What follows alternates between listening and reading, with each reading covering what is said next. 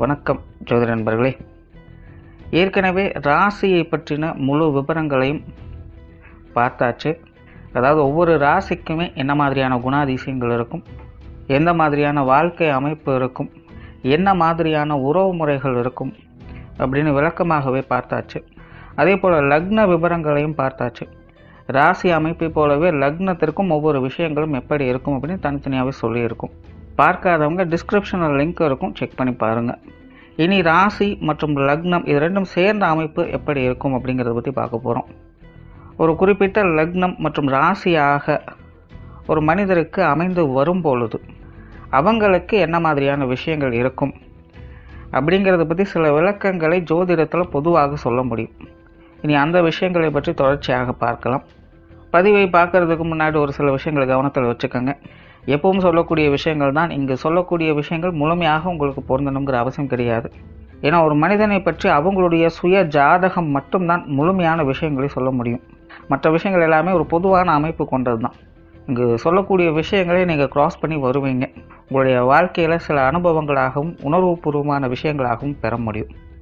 அதே போல் ராசி முக்கியமாக இல்லை லக்னம் முக்கியமாக அப்படின்னாலும் குழப்பிக்க வேண்டாம்.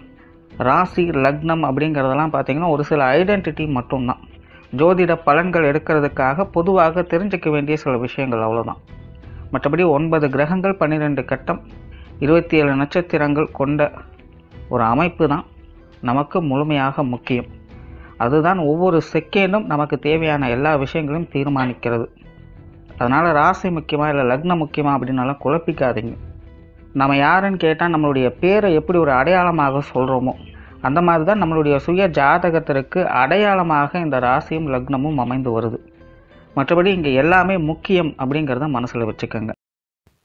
ரிஷபராசி மகர லக்னம்.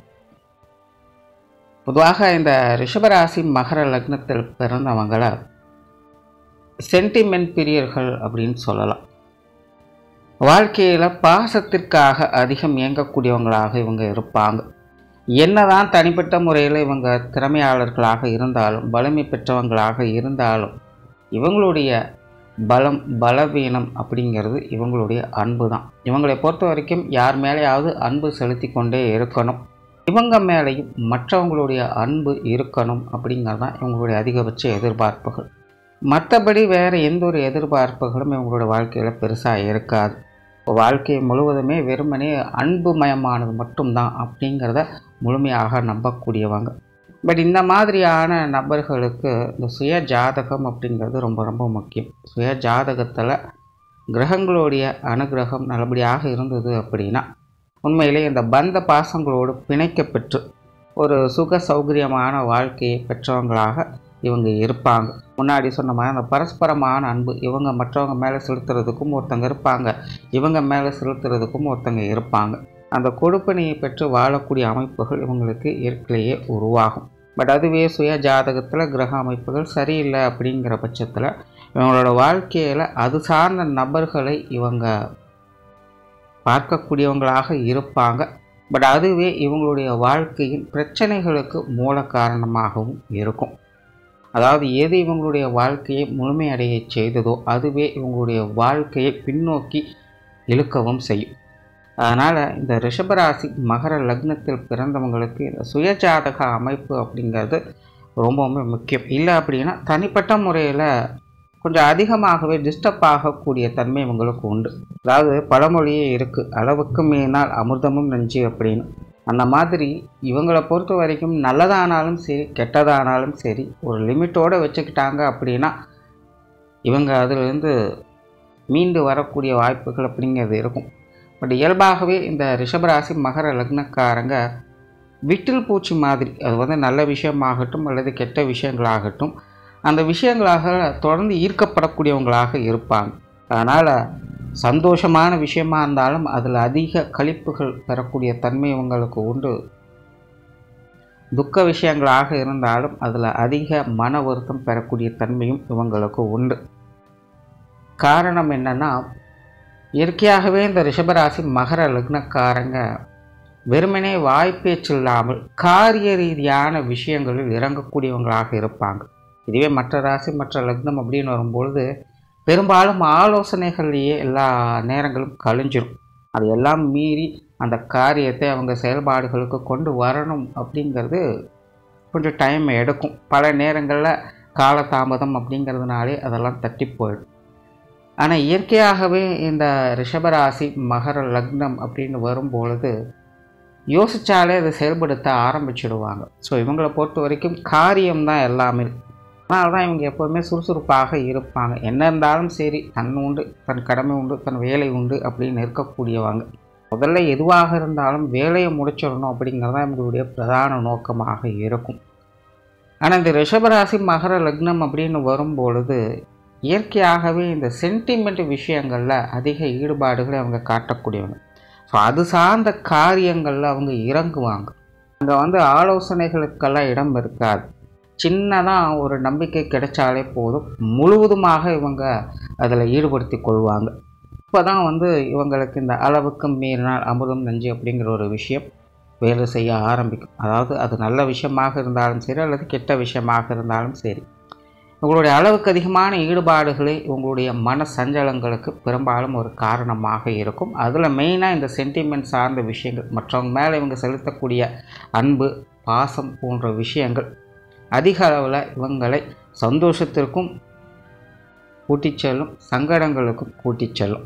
ஆகையினால இந்த ரிஷபராசி மகர லக்னக்காரங்க உங்களுடைய வாழ்க்கையில் உணர்வு பூர்வமான விஷயங்களை கொஞ்சம் கட்டுப்பாட்டில் வச்சுக்கிறது நல்லது. ஆனால் இயற்கையாகவே இவங்களுக்கு இந்த குடும்ப பாசம் அப்படிங்கிறது அதிகம். நார்மலாக இவங்களுடைய அதிகபட்ச எதிர்பார்ப்புகள் என்னென்னா, இவங்க இந்த காதல் விஷயங்களில் ஈடுபாடுகள் அதிகமாக இருக்கும். சின்ன வயசுலேருந்தே இந்த காதல் உணர்வுகளால் அதிகம் தூண்டப்படக்கூடியவங்களாக இருப்பாங்க.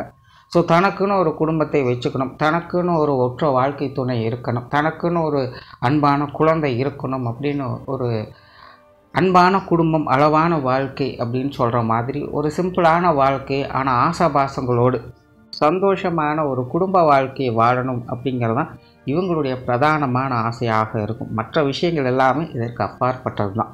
இது பொதுவாகவே மனிதர்கள் எல்லாருக்குமே இருக்கக்கூடிய ஆசைகள் அப்படின்னாலும் கூட இதை பிரதானமாக வைத்து எல்லா மனிதர்களும் செயல்பட மாட்டாங்க. ஒவ்வொரு மனிதர்களுக்கும் ஒவ்வொரு விஷயங்களில் ஈடுபாடுகள் அப்படிங்கிறது இருக்கும். ஆனால் இந்த ரிஷபராசி மகர லக்னக்காரங்களுக்கு இதுதான் பிரதானமாக இருக்கும். இதை சுற்றி தான் மற்ற விஷயங்கள் எல்லாமே வரும். உங்களுடைய வாழ்க்கையில் நடக்கக்கூடிய எல்லா காரண காரியங்களும் இந்த விஷயத்திற்காக அல்லது இந்த விஷயத்தை மையப்படுத்தி தான் பெரும்பாலும் அமையும். ஸோ அதனால தான் முன்னாடி சொன்ன மாதிரி சுய ஜாதகம் கிரகங்களுடைய நிலைகள் சாதகமாக இருக்கும் பட்சத்தில் இவங்களுக்கு இது சார்ந்த விஷயங்களில் நன்மைகள் அப்படிங்கிறது அதிகமாக இருக்கும். பட் அதுவே நெகட்டிவாக இருந்தது அப்படின்னா இது சார்ந்த விஷயங்களால் நிறைய சங்கடங்களை பெறக்கூடிய வாழ்க்கை அப்படிங்கிறது இவங்களுக்கு அமையுது. தவிர தனிப்பட்ட முறையில் இவங்க ரொம்பவுமே இனிமையான குணம் படைத்தவங்க, பக்குவமாக நடந்து கொள்ளக்கூடியவங்க, ஆடை ஆபரணங்கள் உணவு சம்பந்தப்பட்ட விஷயங்கள் எல்லாம் பிரியமுடையவங்களாக இருப்பாங்க. கலைத்துறைகளில் இவங்களுக்கு ஈடுபாடுகள் இருக்கும். இயல் இசை, நாடகம், ஓவியம் இந்த மாதிரி ஏதாவது ஒரு துறைகளில் ஆர்வம் மிக்கவங்களாக இயற்கையாகவே இருப்பாங்க. அதே போல் தன்னுடைய தனித்துவத்தை வெளிக்காட்டணும் அப்படிங்கிறதுலையும் கொஞ்சம் தீவிரமான பற்றுடையவங்க அப்படின்னு சொல்லலாம். அதாவது எதை செஞ்சாலும் கொஞ்சம் வித்தியாசமாக செய்யணும் அப்படின்னு நினைக்கக்கூடியவங்களாக இருப்பாங்க. மற்றவங்க செய்கிறதே நாமளும் செய்யக்கூடாது, நம்மளுடைய தனித்தன்மை மற்றவங்களுக்கு ஒரு எடுத்துக்காட்டாக இருக்கணும் அப்படின்னு நினைக்கக்கூடியவங்களாக இருப்பாங்க. அதனால் புதிய விஷயங்கள் காரியங்களில் இவங்களுக்கு ஈடுபாடுகள் அதிகமாகவே இருக்கும். ஏதாவது ஒரு விஷயங்களை தன்னிச்சையாக முயற்சி செய்து கொண்டே இருப்பாங்க. பெரும்பாலும் இந்த ஆடம்பர சமாச்சாரங்கள், சொத்து சுகங்கள், வீடு வாகன விஷயங்கள் இந்த மாதிரியான சமாச்சாரங்களில் இவங்களுக்கு பெருசாக ஈடுபாடுகள் அப்படிங்கிறது இருக்காது. அது எப்படி இருந்தாலும் சரி, இருக்கிற இடத்துக்கு தகுந்த மாதிரி அவங்க அனுசரித்து போகக்கூடிய தன்மை என்பது உண்டு. ஆனால் தன்னை சார்ந்தவங்களுக்காக இது சார்ந்த விஷயங்களை தன்னை ஈடுபடுத்தி கொள்வாங்க. அவங்களுடைய தேவைகளை பூர்த்தி செய்யணும் அப்படிங்கிறதுக்காக இந்த விஷயங்களை கொஞ்சம் தீவிரம் காட்டக்கூடிய தன்மை இவங்களுக்கு உண்டு. மற்றபடி தனிப்பட்ட முறையில் இவங்களுக்கு இந்த ஆடம்பர விஷயங்கள், தேவைகள் சார்ந்த விஷயங்கள்லாம் ஈடுபாடுகள் அப்படிங்கிறது கொஞ்சம் குறைவாகத்தான் இருக்கும். அதே போல் இந்த பொருளாதார ரீதியான விஷயங்களை கூட உங்களுக்கு பெருசாக நாட்டமெல்லாம் இருக்காது. நிறையா பணம் சம்பாதிக்கணும், லக்ஸூரியஸாக வாழணும் அப்படிங்கிற எண்ணமெல்லாம் உங்களுக்கு பெருசாக இருக்காது. அதுக்காக இது எல்லாத்தையும் இவங்க அவாய்ட் பண்ணி ஒதுங்கி போகிறவங்க அப்படிங்கிறதும் கிடையாது. அதாவது தேவைகளுக்கு ஏற்ப, சூழ்நிலைகளுக்கு ஏற்ப அது எப்படி இருக்கோ அதை ஏற்றுக்கொண்டு வாழக்கூடிய தன்மை அப்படிங்கிறது உங்களுக்கு உண்டு. பட் அதுவும் கூட அது எல்லாமே தன்னை சார்ந்தவங்களுக்காக, தன்னை நம்பியவங்களுக்காகத்தான் அதெல்லாம் இருக்குமே அல்லாமல் தனிப்பட்ட முறையில் பெரிய அளவில் இந்த சொத்து சுகங்கள், வீடு வாகன விஷயங்கள், பொருளாதார விஷயங்கள், காசு பண சமாச்சாரங்கள் இதிலெல்லாம் பெருசாக இவங்களுக்கு ஈடுபாடுகள், எதிர்பார்ப்புகள் அப்படிங்கிறது குறைவாகத்தான் இருக்கும். பொது விஷயங்கள், காரியங்களில் ஈடுபாடுகள் கொண்டவங்களாகத்தான் இருப்பாங்க. பட் ஜென்ரலாகவே இந்த ரிஷபராசி மகர லக்னம் அப்படின்னு வரும்பொழுது இந்த பரஸ்பர உணர்வுகள் அப்படிங்கிறது கொஞ்சம் அதிகமாகவே வேலை செய்யும். அதாவது கொடுக்கல் வாங்கல் முறையில் தான் பெரும்பாலான விஷயங்கள் அப்படிங்கிறது அமையும். அதனால் இவங்களை பொறுத்த வரைக்கும் ஒன்றை கொடுத்து ஒன்றை பெறக்கூடிய தன்மை அப்படிங்கிறது உண்டு. அந்த வகையில் இந்த பொது விஷயங்கள் மற்றும் பொது காரியங்கள், வெளி விஷயங்கள், காரியங்கள் அப்படின்னு வரும்பொழுது முதல்ல இவங்ககிட்டேருந்து ஒரு விஷயம் வெளியில் போகணும். அதன் பிறகு அங்கேருந்து ஒரு ரிட்டர்ன் அப்படிங்கிறது வரும். இந்த கொடுக்கல் வாங்கல் முறைகளில் தான் பெரும்பாலான விஷயங்கள், காரியங்கள் அப்படிங்கிறது உங்களுக்கு நடைபெற்று கொண்டு இருக்கும். அதே போல் இவங்களை சுற்றி இருக்கக்கூடிய பெரும்பாலானோர் பார்த்திங்கன்னா கொஞ்சம் சுயலாப நோக்கத்தோடு தான் இவங்ககிட்ட செயல்பட்டுட்டும் வருவாங்க.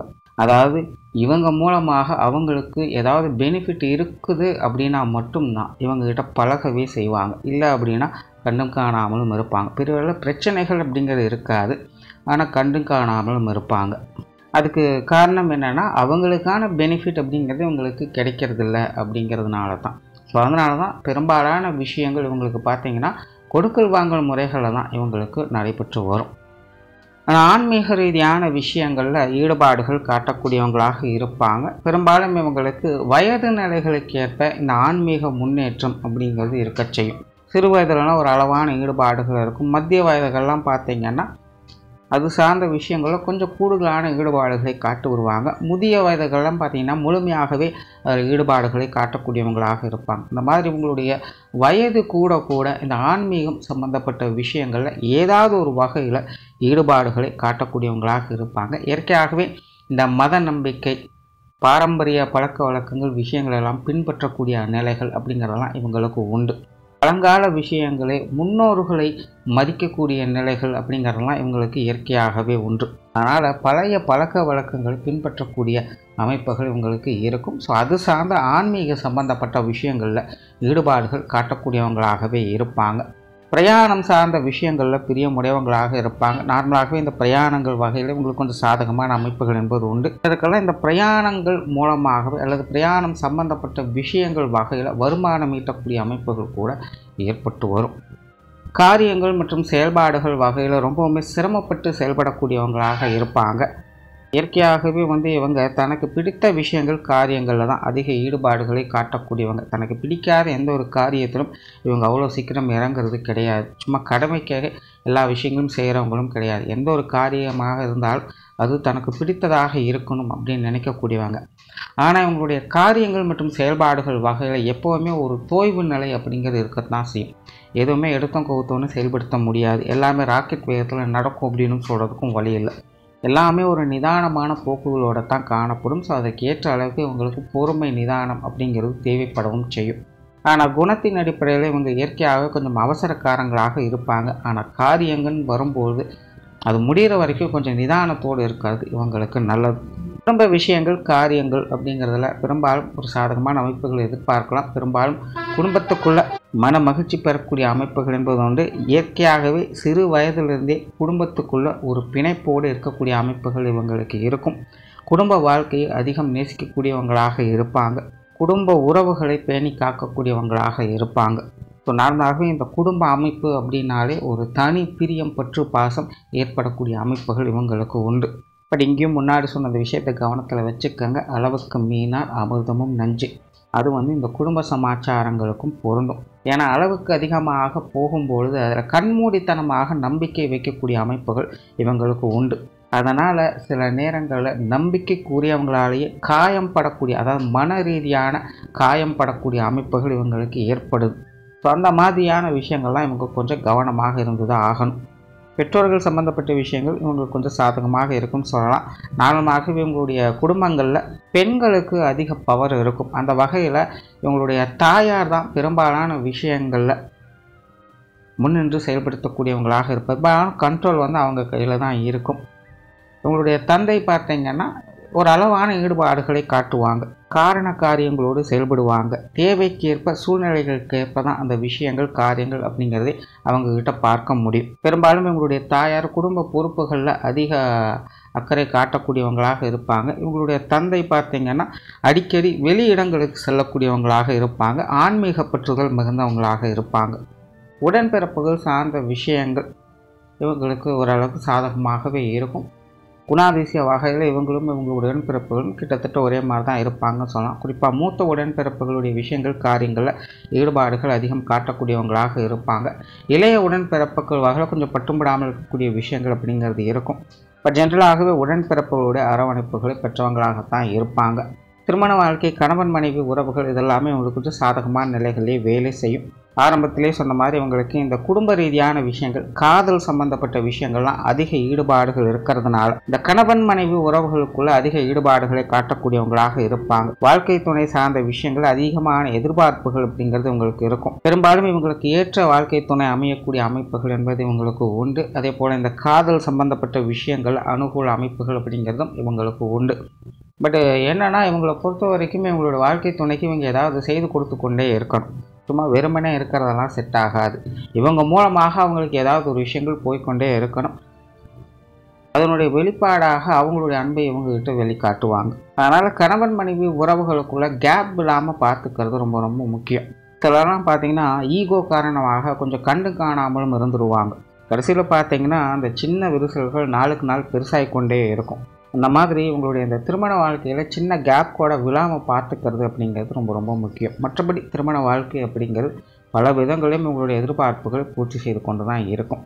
குழந்தைகள் சார்ந்த விஷயங்கள் இயற்கையாகவே இந்த ரிஷபராசி மகர லக்னக்காரங்க குழந்தைகள் மேலே அதீத பற்று பாசம் வைக்கக்கூடியவங்களாகத்தான் இருப்பாங்க. ஒரு கட்டத்துக்கு மேலே இவங்களுடைய வாழ்க்கை முழுவதுமே இவங்களுடைய குழந்தைகள் தான் அப்படிங்கிற நிலைகளுக்கும் இவங்க தள்ளப்படுவாங்க. இவங்களுடைய குழந்தை பிறப்புக்கு பிறகு இவங்களுடைய வாழ்க்கை நிலையில் கண்டிப்பான மாற்றங்கள் அப்படிங்கிறது நிச்சயமாக இருக்கும்.